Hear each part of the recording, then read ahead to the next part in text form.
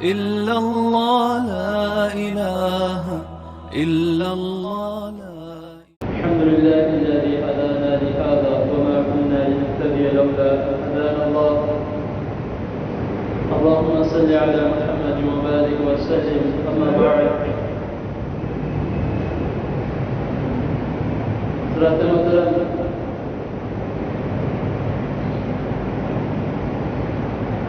اگر ہمارے کسی بچے کو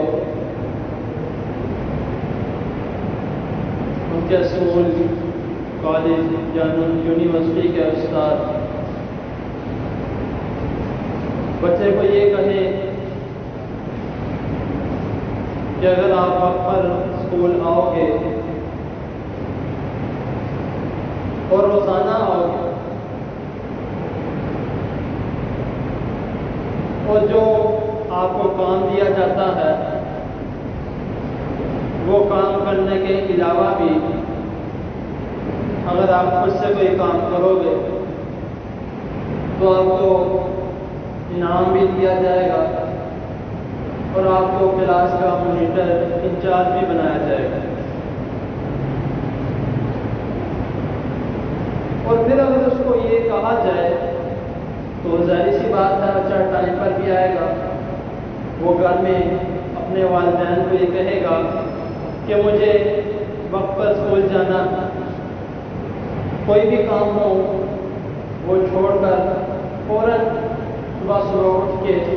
کپڑے پہنے گا اور اسکول کے لیے آ جائے گا. اور وہ آ کر اچھے طریقے سے کام بھی کرے گا اور کام کرنے کے علاوہ ایکسٹرا ٹائم بھی اپنی کلاس کو دے گا. یہ تمہید میں نے کس لیے باندھی ہے؟ صحیح بخاری کی حدیث ہے، حدیث نمبر 477. اس میں رسول اللہ صلی اللہ علیہ وسلم کیا فرما رہے ہیں کہ ایک شخص وہ گھر میں وضو کرتا ہے اور وضو اچھے طریقے سے اپنے ہر اعضاء اچھے طریقے سے دھوتا ہے اور وہ دھو کر مسجد کی طرف روانہ ہو جاتا ہے. اس کی نیت یہ ہے کہ میں نے مسجد میں جانا ہے اور نماز پڑھنی، یہ نہیں کہ کسی سے ملنے جانا ہے. اس کی نیت یہ ہو گھر سے وضو کرے، اچھے طریقے سے وضو کرے، وضو کر کے یہ نیت بنا لے کہ میں نے مسجد میں جانا ہے اور اچھے طریقے سے خشوع و خضوع کے ساتھ نماز ادا کرتا. وہی نیت کر کے گھر سے نکلتا ہے اور راستے میں کسی سے کوئی لوگ بات نہیں کرتا. ہاں راستے میں اس کو کوئی دوست مل جائے تو اس کو سب سے پہلے سلام بلائے، پھر اس کو بھی نماز کی دعوت دے. اگر کوئی راستے میں نہیں ملتا تو راستے میں جب تک مسجد تک وہ نہیں پہنچتا ذکر و اذکار کرتا ہے. تو جب وہ جتنے قدم با قدم چلتا رہتا ہے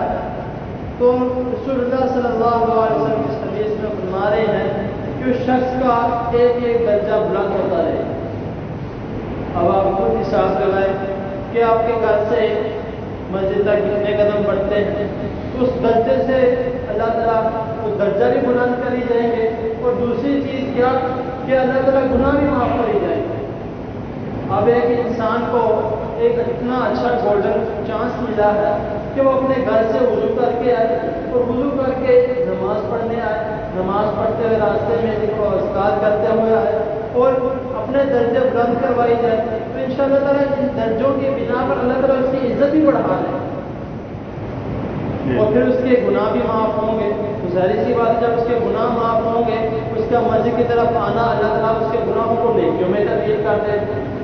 پھر اللہ تعالیٰ رسول اللہ صلی اللہ علیہ وسلم فرما رہے ہیں کہ وہ شخص جب مسجد میں آ جاتا ہے، ابھی وہ دیکھتا ہے کہ نماز میں وقت ہے تو نفل و نوافل ادا کر لیتا ہے. اگر اتنا وقت ہے کہ وہ نفل ادا نہیں کر سکتا، وہ نماز کا انتظار کر رہا ہے، تو نبی کریم صلی اللہ علیہ وسلم اس حدیث میں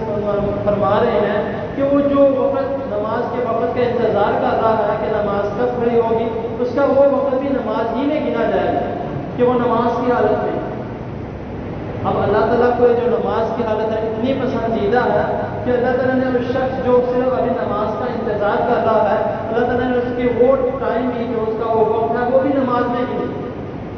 پھر اس کے بعد رسول اللہ صلی اللہ علیہ وسلم فرما رہے ہیں کہ وہ نماز ادا کرتا ہے، نماز کا وقت ہو گیا، نماز اس نے ادا کر لی، نماز ادا کرنے کے بعد اگر وہ نماز مسجد میں بیٹھا رہتا ہے